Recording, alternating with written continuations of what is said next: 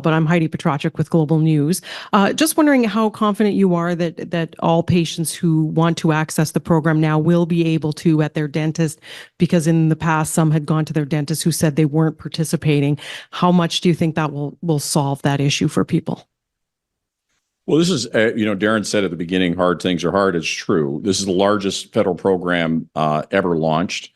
In 2 months, the fact that we're almost at 50% now, just under 50% of oral health providers participating, dentists, hygienists, and denturists, 250,000 Canadians served, more than 400,000 claims. This is remarkable progress in a very short period of time. But we always acknowledged that 9 million is a big number, and making sure that everybody gets the care that they need is going to take a lot of work. This is a very important, I would say, leap in that direction. I have spent a huge amount of time, as I know Darren and Jeanette have, talking to providers. I'm talking to them nearly every day. And, one of the things that I hear is, they've been burned by other programs. They didn't have positive experiences. So, making sure that they see and feel that this program is really listening to them and responding to their needs and being there for them and is a fair partnership is extremely important. I talked about Dr. McCarr. I mean, I think that if you talk to providers about their experience, it has been very positive, but a lot of them want to dip a toe in the water, right? They want to try this out, but they don't want to be fully committed, since they want to make sure that it works for them, for their patients, for their practice. And that's why the claim by claim is so important. That's going to help things for sure. It's going to mean that it's a lot easier to get access. And we've seen regional discrepancies. There's certain parts of the country where we actually see denturists and dentists and hygienists putting ads, billboards out and out of home campaigns to attract people who are part of this program. And in another part of the country, we have shortages. So I'm going to speak just briefly to some of the other solutions we're working on outside of this.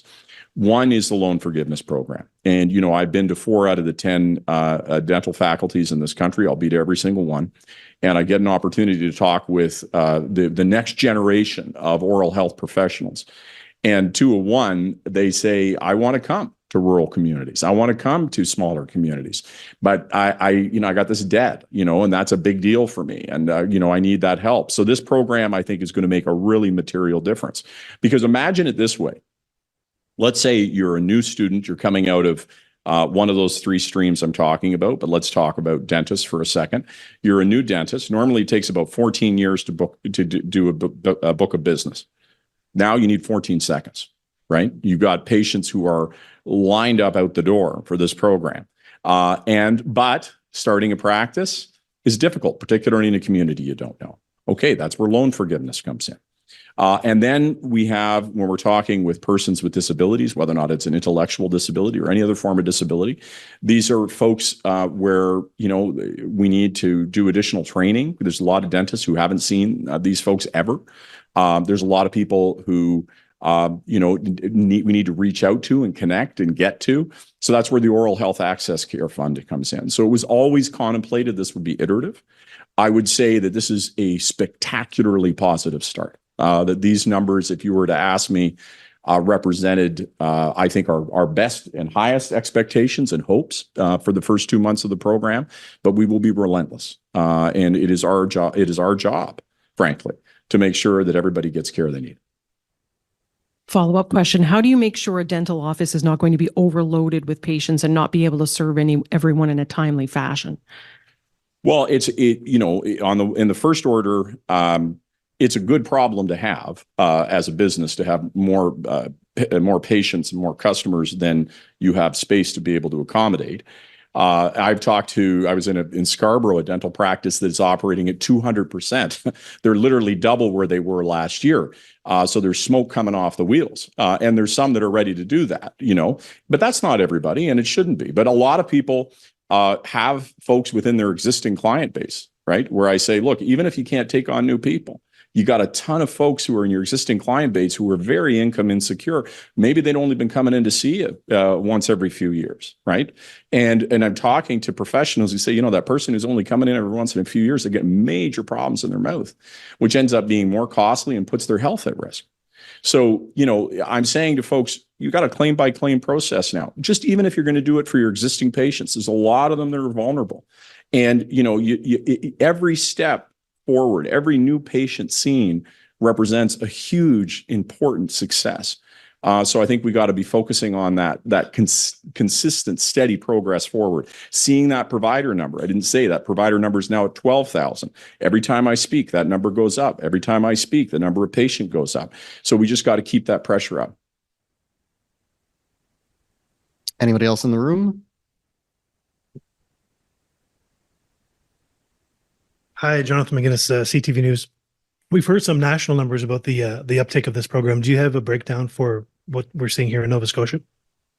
Yeah, Nova Scotia is improving. Nova Scotia is behind in terms of some other regions, and that is particularly more challenging in the rural and remote areas of Nova Scotia, and that's not surprising because they already were stressed. So part of the challenge that we're hearing from certain regions is that before this program even began, some rural and remote communities already had challenges meeting the patient needs for folks who already had insurance. So it was always contemplated that it would take a little bit longer to get to some areas. But I think we're working through the provider issues very well. We're seeing those numbers in Nova Scotia now moving up rapidly, and I think that's what you'll see because I look again in Quebec, which is the one that has been the highest. We're now over 60% of providers in Quebec. And once we get into a region, then you really get all of those providers out. So one of the reasons that I'm going in and, having individual, and the next couple of days, I'm doing all kinds of, small roundtables with providers and really having those one-on-one conversations, because once they participate, then that really helps turn it. And so I'm very, very optimistic that over the next couple of months, we're going to go from 50 to 60 to 70 to 80%. And I think at a certain point in time, because there's a lot of people who are sitting on the sidelines saying, okay, it's great. I'll acknowledge it's working well. It doesn't seem to be a lot of administration. It's been really positive, but I want to wait a few months just to make sure there's nothing I'm missing, being careful coming in. But I think the more we sustain this positive momentum and the positive experience, then we'll get to a point of full participation. We've heard providers, dentists talk about a lack of staff within their offices as a reason they're not able to pursue this program. How can this help in that area? Well, today is a great example of it. Normally, as a health minister, I'm talking about doctors, I'm talking about nurses, I'm talking about personal support workers. Now I'm talking about dentists, denturists, dental assistants, hygienists, denturists. So now I'm part of the conversation, and Jeanette and Darren and I are fully committed to helping in this space. Before, oral health was off on its own. These issues existed before we came along, just they had no partner. And I think this is a real problem with oral health, is it was this bizarre bit of our health system that was floating out in a different orbit that public officials weren't spending any time and attention on. And I just use the example of the loan forgiveness program as an example of how we're bringing policy solutions to deal with this. Certainly, we're having conversations with Mark Miller as well around on a health workforce issue, around having foreign professionals who can help fill these roles, about how we get people to be able to fill those spaces, because we do have tremendous demand. And so we're partners in that solution. It was a problem before we arrived, but it's one that I think we can ameliorate through cooperation.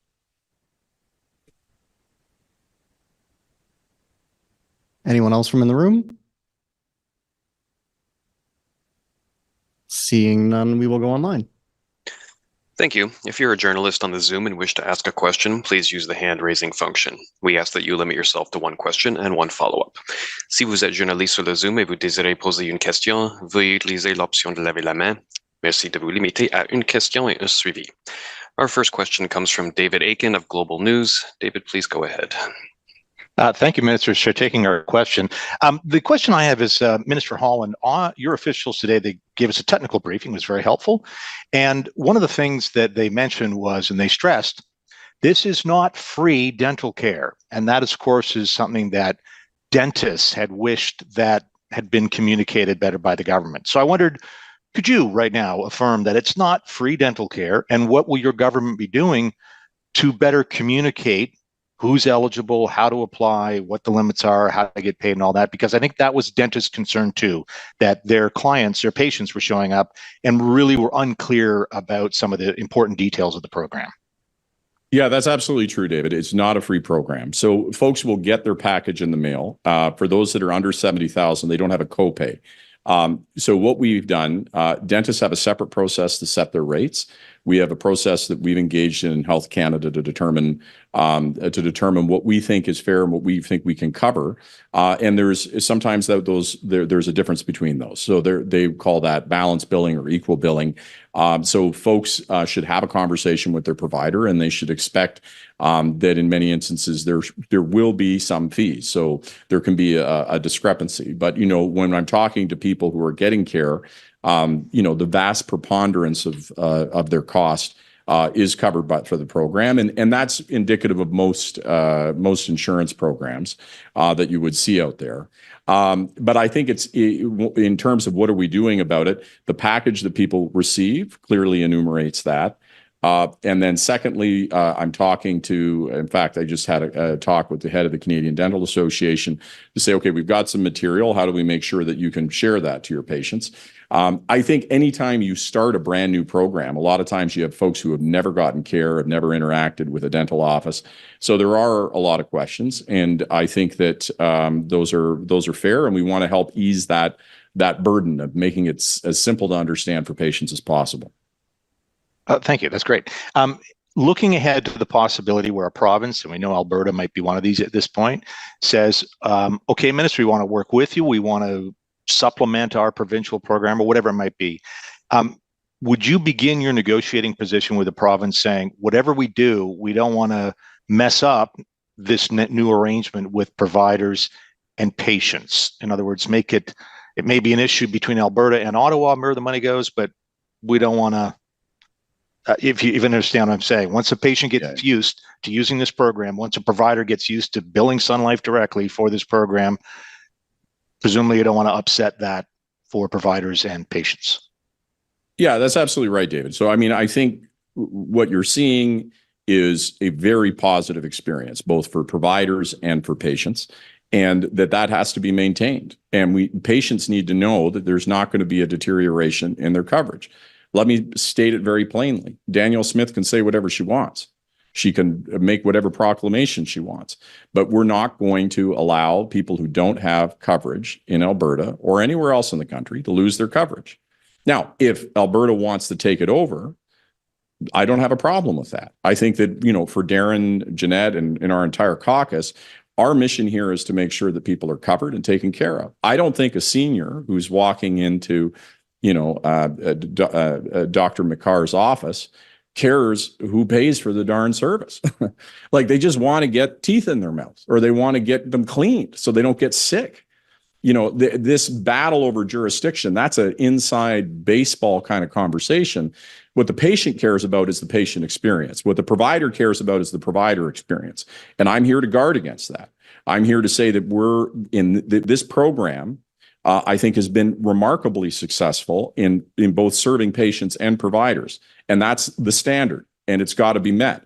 And in terms of jurisdiction, the fact of the matter is Alberta can say, well, folks, this is our jurisdiction. Well, you didn't do it. There's hundreds of thousands of people who don't have coverage. Right. So if it's your jurisdiction, well, then why didn't you provide people this coverage? Right. We're stepping in and saying there's a tremendous need here. And I think with Alberta on other issues, because of our responsibility under the Canada Health Act, because of our responsibility with health transfers, we could find an agreement on working together. We could find an agreement on aging with dignity. We could work on primary care. We can find all kinds of ways to work together. I would say that's what people expect of us. They expected us to work through these problems and find solutions for people, not to find, lines to draw and battles to have and arguments to be made. So, I would encourage Alberta to approach the conversation in that spirit. Thank you. Thank you. Our next question comes from Marina von Stackelberg of CBC News. Marina, over to you, please. Hi there, Minister Holland. Thanks for taking our questions. Firstly, when we were talking in the technical briefing about providers that have signed up for the program, is there a benefit for oral healthcare providers to actually sign up now that they have this other option beyond maybe just being listed on the provider website? Yeah, so I think there are a number of providers who prefer to be signed up so that when they get notice of any changes, there's a 30-day period where they'll be notified in advance. And the ability to be on a roster. I do hope that second issue of being on a roster of those who are participating does disappear, because our intention is to have every provider participate. We're trying to make it as the same experience as we can. Like, we're not trying to create a situation with those who are using the alternative pathway where they don't have access or they're treated any way differently. But we do notice that some people prefer the idea of officially participating. They've been very comfortable with how that channel of participation has worked, and there's others who don't. So I'm trying to be relatively ambivalent in terms of which path providers use. Just a few days ago, the Canadian Dental Association put out a statement talking about misconceptions about the program, saying that the federal government needs to, in their words, urgently improve public communication about it. They talk about how some dental offices, their staff are spending up to an hour explaining the program. There's patients that are showing up who are quite disappointed or maybe thinking they have coverage and don't. So what is your response to that concern? This has been a concern in the past, but the Dental Association is saying as recently as last week that there's still a lot of miscommunication, a lot of misconceptions. Well, I think there are two different categories. So let's speak about them each in turn. For the nearly 50%, and it's just shy of 50% of oral health professionals who are participating, I'm frankly not hearing those issues. In fact, I was in Josh, you were with me. I think it was actually here in Dartmouth Cole Harbour, and we're speaking to a hygienist. Darren, I think maybe you were with us.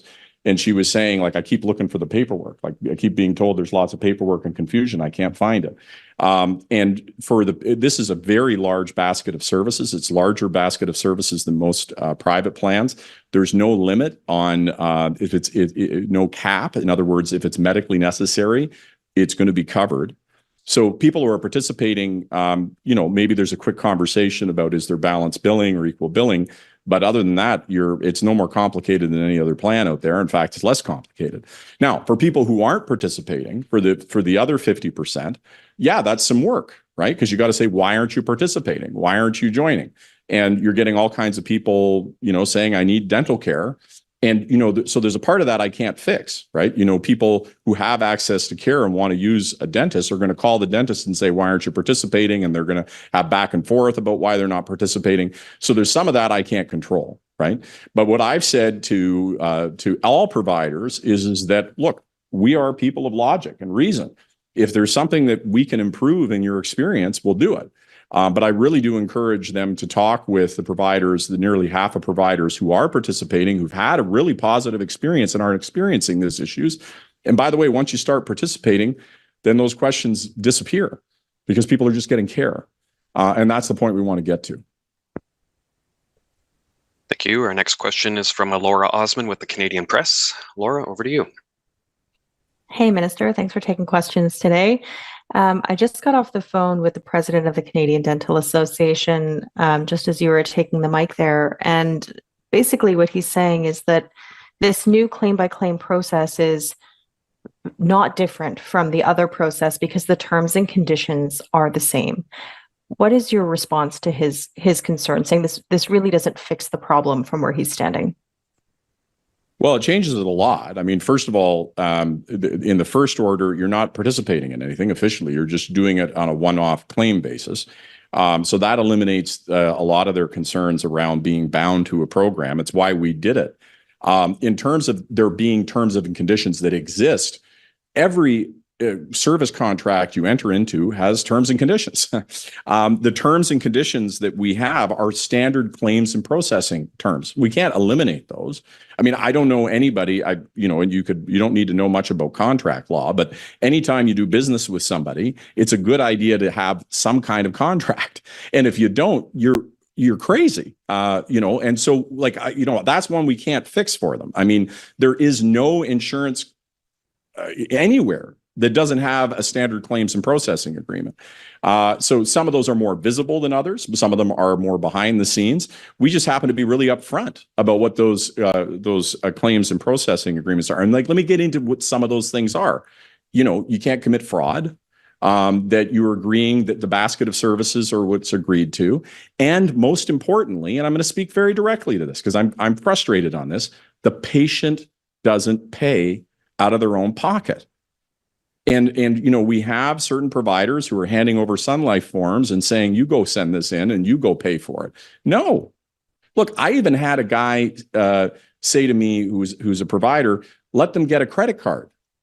Well, let me be very clear. If you're a senior on $26,000 a year, going and getting a credit card is not a valid option.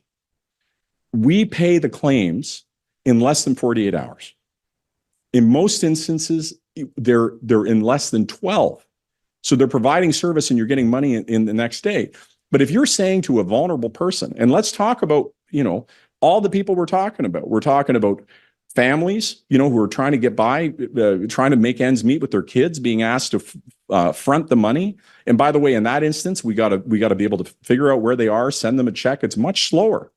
And we're going to say they've got to hold the burden. So yeah, we have like any other agreement. There are terms and conditions. I can't make those go away. I would rightfully be pilloried if there were no terms and conditions. But we made those just the standard claims and processing agreements that exist anywhere else, Laura. Thanks for the response, Minister. And so you're saying that these terms and conditions are exactly the same as for other Sun Life programs, essentially, when it comes to the ability to review claims after the fact and so on? Yeah, the only issue, Laura, that I'm aware that the dental associations have brought up is there are some that are concerned with the audit process. So let me be very clear. I've been clear in those conversations. I'll be clear here.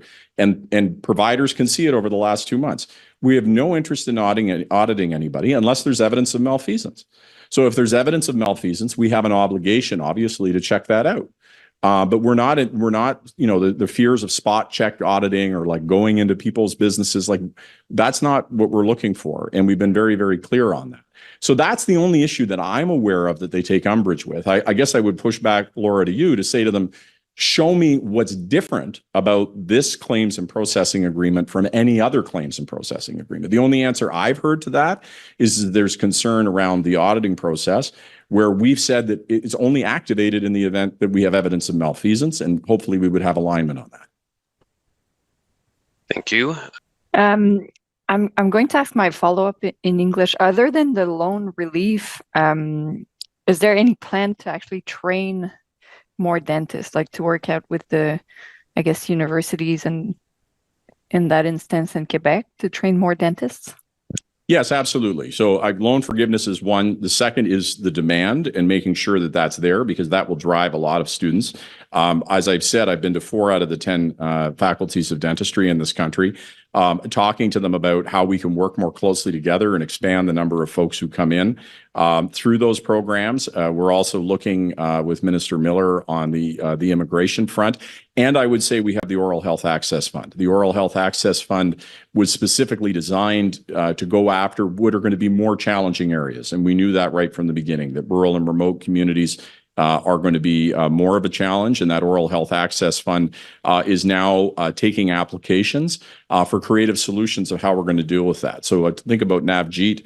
I was just last week, I believe it was, in Windsor. And Navjeet has a mobile clinic. And she goes into rural and remote areas that otherwise don't have care, and goes visits them with a truck that's totally loaded to be able to see people in that truck and basically bring services to them. So there's a lot of solutions we can deploy like that. That's what the Oral Health Care Access Fund is. So we're trying to take this, from working with the dental schools to using the Oral Health Access Fund for creative solutions to get to difficult communities, to working with, different groups that are because when we talk about the persons with disabilities community, there are really special needs for those communities as well, and training, helping to train dentists. So like this is a big deal, right? Like I don't want to hold this out as a snap of the fingers to get to everybody, but we're coming at it from as many directions as we possibly can. Thank you. Prochainement, on a JL Lapointe, je crois, de Radio-Canada, si vous pouvez confirmer votre nom et votre média.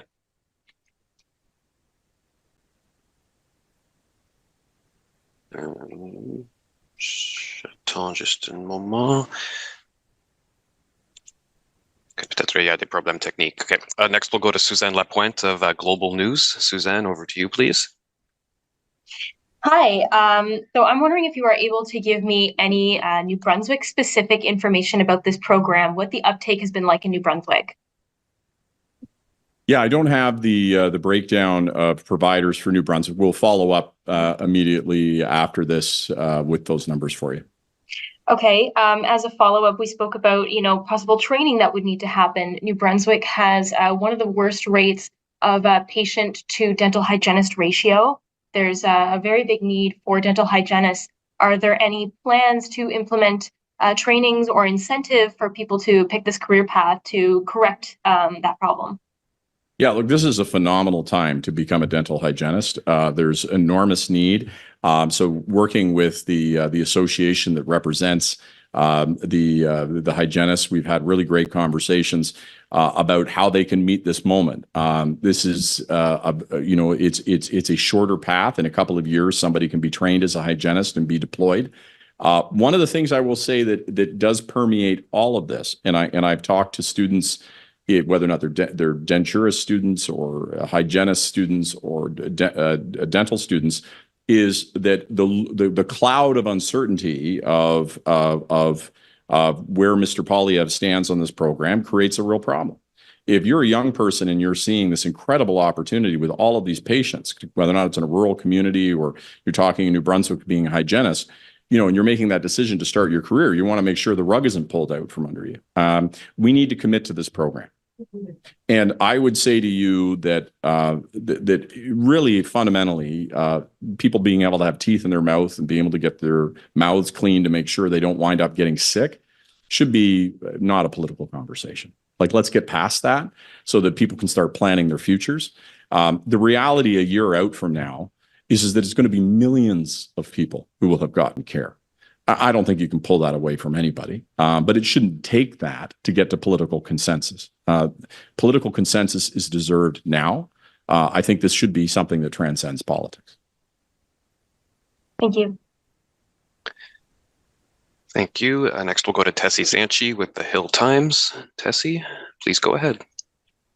Thank you. Minister Holland, you said you want to see full participation in the program. Earlier, in response to another question, you also said you were ambivalent about whether dental providers were on claim-by-claim or formal registration. I just want to clarify or make sure the claim-by-claim process is a permanent feature, correct? Correct. Okay. That's correct, Tess. And can you also just clarify, you made a reference to 12,000 providers. Are those the number of providers who have signed up thus far through the formal registration? That's correct, because no one's been able to access the claim by claim. So we stand at 12,000 before today's action of claim by claim. Great. Thank you very much. Thank you.